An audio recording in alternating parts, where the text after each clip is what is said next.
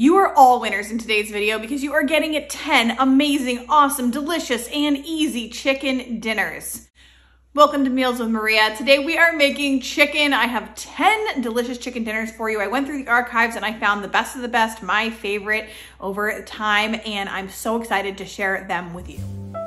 So for the first recipe, I have garlic Parmesan chicken tenders, and these are incredible and super easy to make. Now, I adopted this from the original recipe, which actually has you take about 1.25 pounds of chicken breasts and slice them, and I used chicken tenders. The recipe calls for 5 tablespoons of olive oil.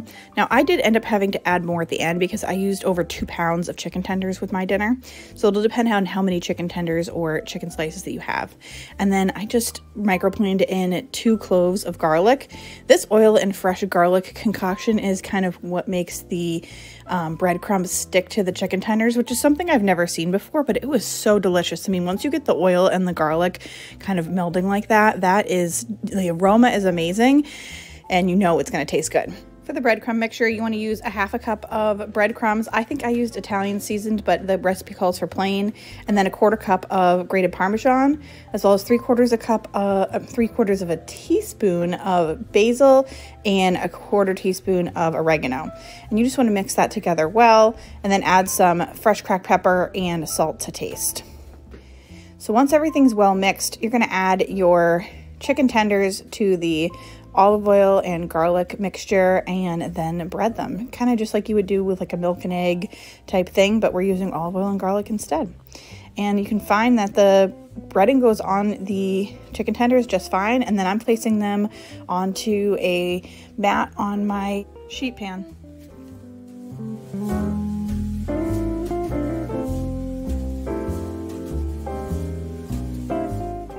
Now here I just have a bag of green beans. You can buy these loose or you can get them in a bag like I did. I often find these on sale for like 2 for $5, so kind of expensive, like $2.50, but I know that green beans sometimes go on sale for like 99 cents a pound, so that's a good option as well.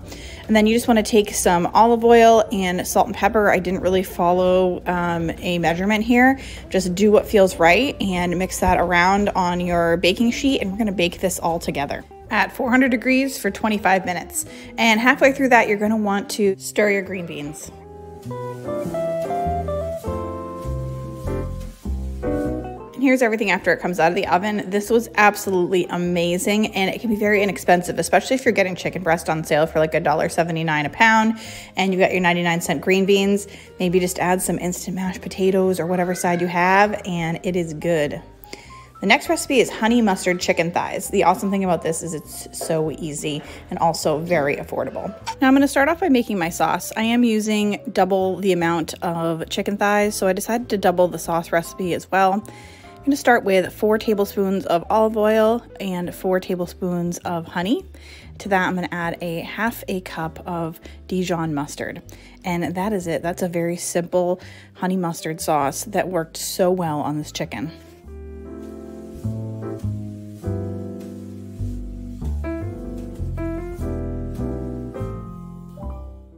For our vegetables, I'm going to use a couple of large potatoes. These are huge that I got from Aldi. So yeah, they were what was in the package.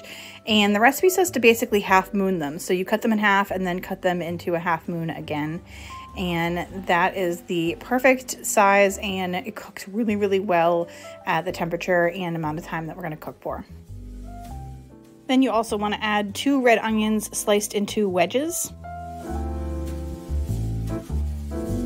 Now the recipe calls for 3 carrots sliced, but I decided to use a whole pound of baby carrots so that we have lots of leftovers and make it even healthier, more vegetables, right?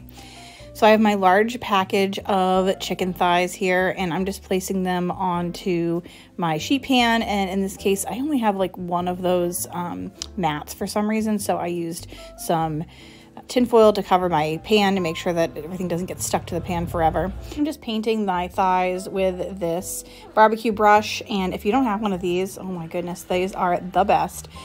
I always used to buy like the cheaper ones from the Dollar Tree, because you guys know I love the Dollar Tree, but I would find that like the little bristles would fall off of it and you really don't want that in your meat. So I love this one because it's plastic and it lasts forever, and I've had no issues with it. I've had it for like 6 years. So as always, I will link that in the description below if you're interested in getting one for yourself.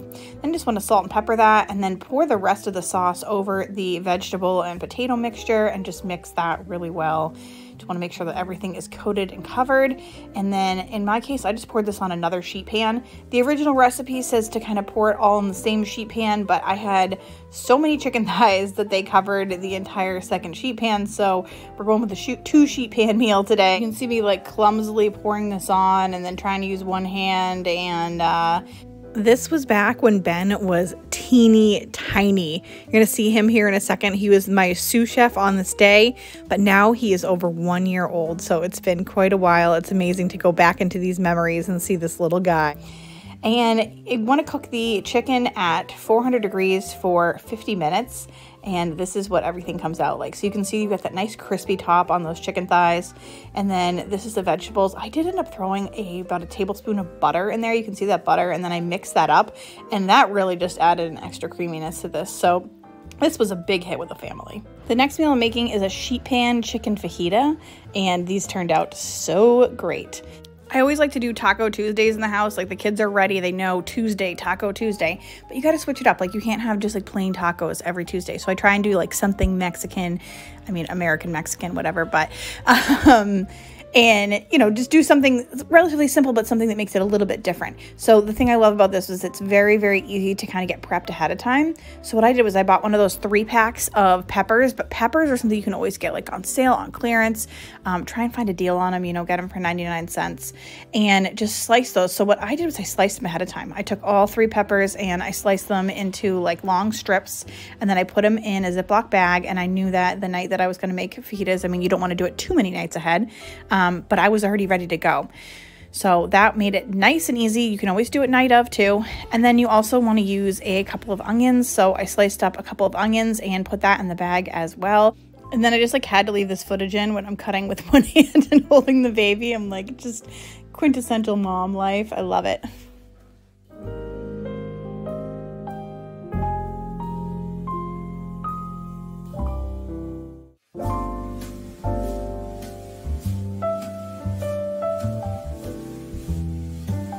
So the same thing goes for the chicken. Once you slice it up, you can actually just put it in a Ziploc bag or in a Tupperware, and you can save that for a couple days too. So, I mean, you don't want to do that for too long, but I think I was making it the next day. So I'm like, okay, I have some time right now, and let's just get everything sliced up. Just want to slice them into thin slices.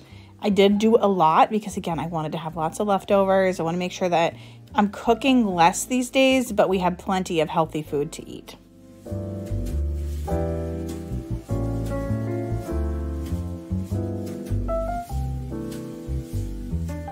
And then when it is time to make your fajitas, I just mixed everything in the same bag. So I poured my peppers into my chicken bag. I added 2 packages of fajita seasoning and 4 tablespoons of olive oil, and like really shook that up really well so that everything was completely covered. And this gave the chicken great seasoning. And so now I'm just going to pour that over my sheet pan. And again, I had so much that I put it on 2 sheet pans. I wanted to cook evenly. If you put it kind of like in a mound, it's not going to cook evenly, and you're going to burn some parts, and some parts are not going to be cooked. So you want to cook this at 425 degrees for about 10 to 15 minutes. My oven was about 15 minutes. And then you broil it for 60 to 90 seconds. I kind of watch this really carefully.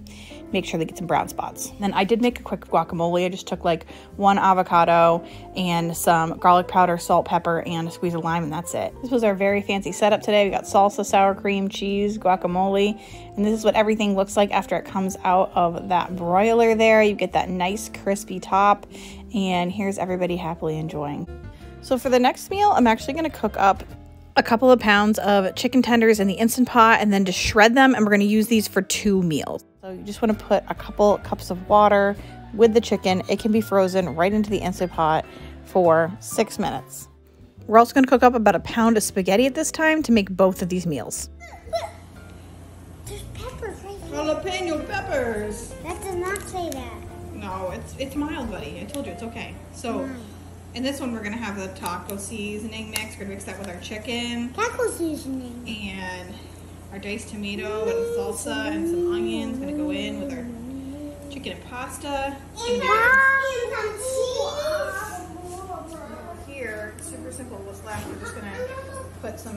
pasta in a dish, cover it with the sauce, then put our chicken tenders on top with breadcrumbs and mozzarella cheese. It's gonna be delicious.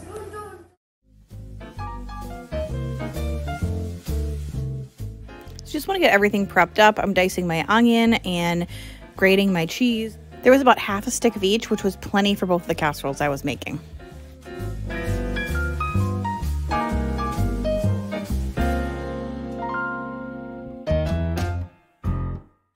The chicken isn't pretty, but it shreds up quite nicely, and I was able to divide it into 2 portions. Now I am just cooking my onions over medium heat until translucent. Now this is going to be my chicken parm pasta dish. I'm just mixing the chicken in with the tomato sauce that I have and the pasta. Now I'm not sure what I was thinking, but I ended up putting the breadcrumbs on before the mozzarella cheese. And really, like, when you're thinking about a casserole and you're thinking about even just like a macaroni and cheese, like a baked macaroni and cheese, you want to put the cheese on and then the breadcrumbs. The pasta dish was still delicious and it was quite a really good casserole, but yeah, I just did it backwards, not sure why. Now I didn't catch it on camera, but this had us fed for 1 full night as well as the next day for leftovers. There was plenty of food here to be had. The next casserole is my taco casserole. So I'm just taking an entire package of taco seasoning, mixing it in with the onions and the chicken. Once this is well mixed, I'm adding about a half a cup of salsa and then a can of diced tomatoes. Mix in the 1 cup of cheddar cheese and then mix that into your spaghetti. And that is it. That is your Mexican pasta or taco pasta. And it's absolutely delicious. This was a huge hit. And again, just like the chicken parm, we had lots of leftovers. So this is sure to be hitting your house. Next up, we are making a chicken and dumplings from Betty Crocker. And we're going to use the Bisquick or even just like the knockoff Walmart brand baking mix to make this. And it is so good. You need 1 cup of mixed frozen vegetables, 1.5 cups of milk, and 1 can of condensed cream of chicken soup. Add in 1 cup of the shredded chicken and heat to a boil over high heat, then reduce down to a simmer. While that's simmering, take 1 cup of baking mix and 1/3 a cup of milk and mix that together, and you're going to kind of get this like lumpy mixture, and those are going to be your dumplings. And at that point, you want to add the dumplings to the soup. You want to add about 8 of them, so kind of divide it up into 8. I think I ended up adding more because at first I kind of grabbed small ones. I wasn't exactly sure what to expect. You want to simmer this at low heat for 10 minutes and then cover it and cook it for another 8 to 12 minutes until your dumplings are fully cooked through. At the end, you can sprinkle a little bit of paprika over the top for color and flavoring, and this ended up being absolutely delicious. The only thing I would say is I was kind of expecting leftovers, but when this recipe says it's for 4 people, it absolutely is for 4 people. There were no leftovers. But either way, it was worth it with how delicious it turned out.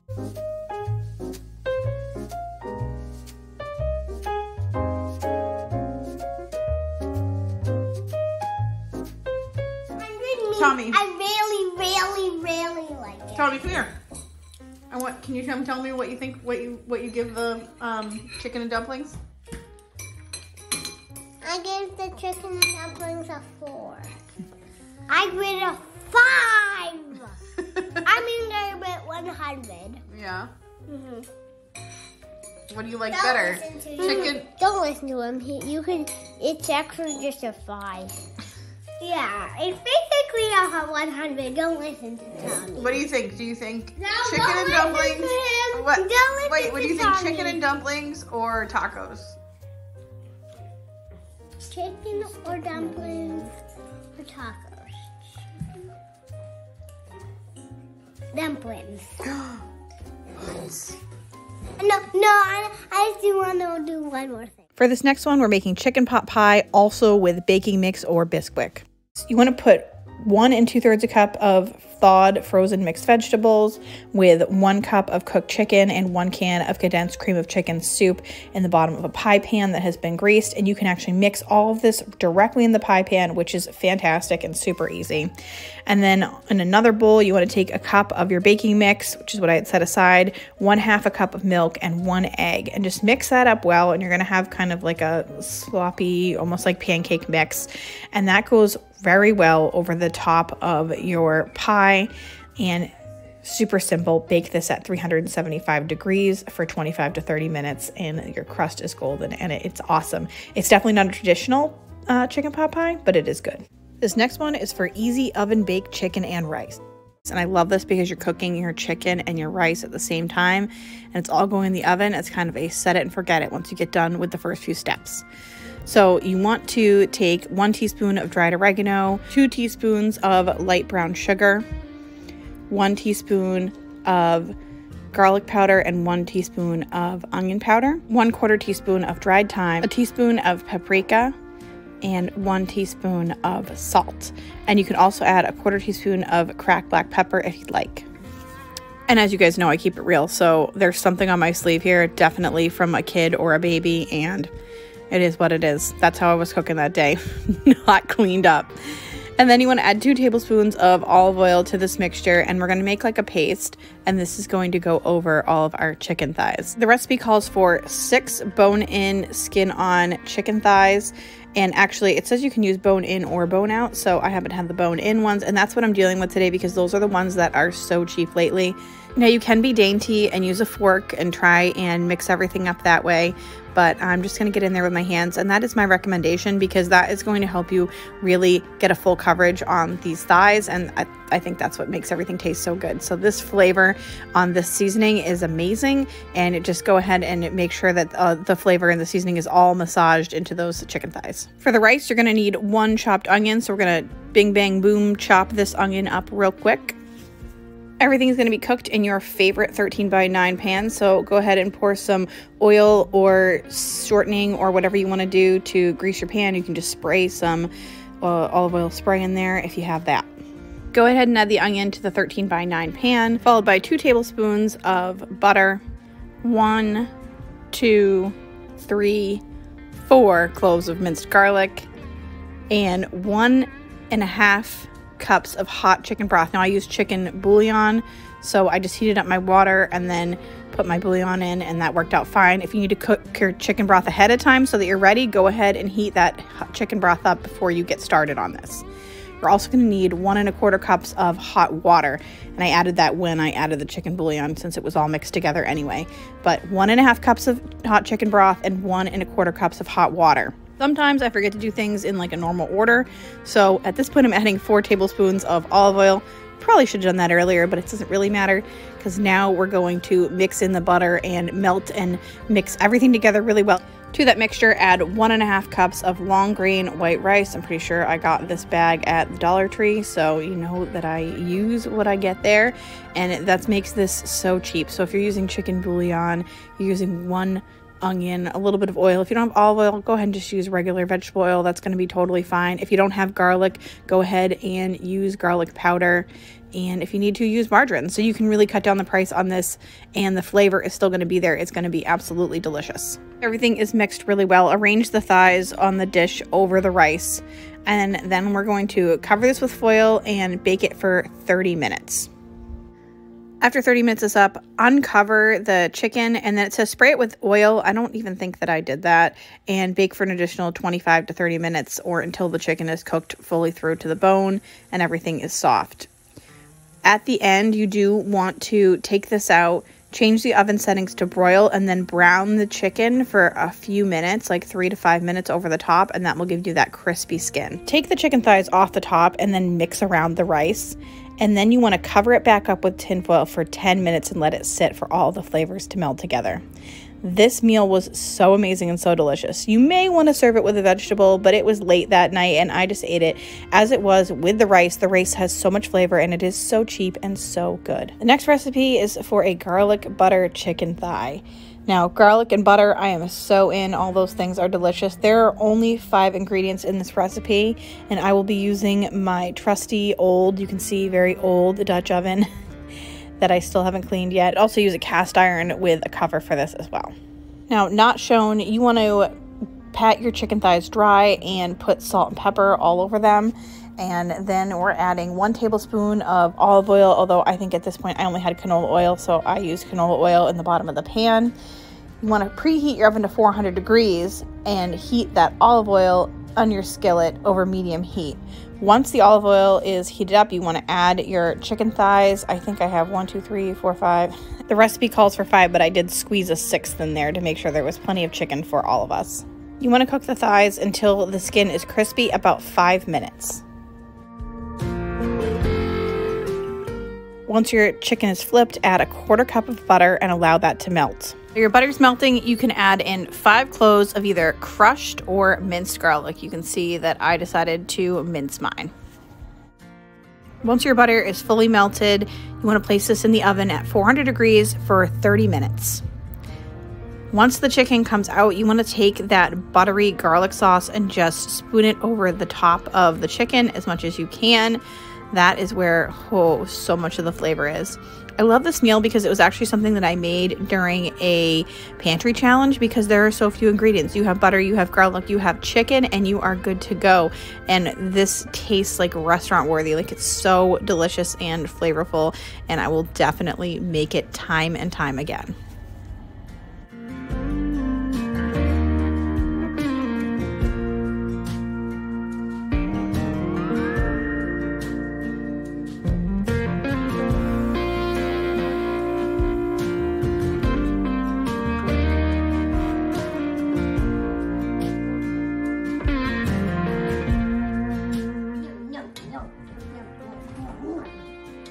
The next meal is another one-pot meal. It's a one-pot Asian chicken and rice. Start by combining 2 tablespoons of soy sauce with 2 tablespoons of hoisin sauce. I was just using what I had like left in the bottom of this container, so I just used a spoon and hopefully I got about 2 tablespoons. The flavor was delicious, so, you know, use what you have. Then add 1 tablespoon of rice wine vinegar and 1 teaspoon of sesame oil. Now, I was supposed to add 2 tablespoons of honey and 2 tablespoons of minced garlic at this time, but there was a lot going on in my house this evening and I completely forgot. I did remember later, so I ended up adding garlic powder as I was cooking the chicken, and I put honey over the top of it after I ended up cooking it, and it still tasted great. So sometimes, you know, you don't remember all the ingredients during the time that you're cooking it, and it's not a huge deal. You can just go in and add them when feels right, and sometimes it still turns out good. The recipe calls for 5 chicken thighs, and I had 8, so what I ended up doing was covering 6 of them pretty well. I knew I was going to add a 6th one to the pan no matter what, because I knew I could fit that in my Dutch oven. And then I had 2 more, and I did have enough marinade to actually cover those as well. So I marinated those, and then I just baked that chicken on the side instead of putting it in the Dutch oven with my rice for this recipe. And then I had more chicken for the rest of the week, which was good, because I didn't really want to save 2 chicken thighs.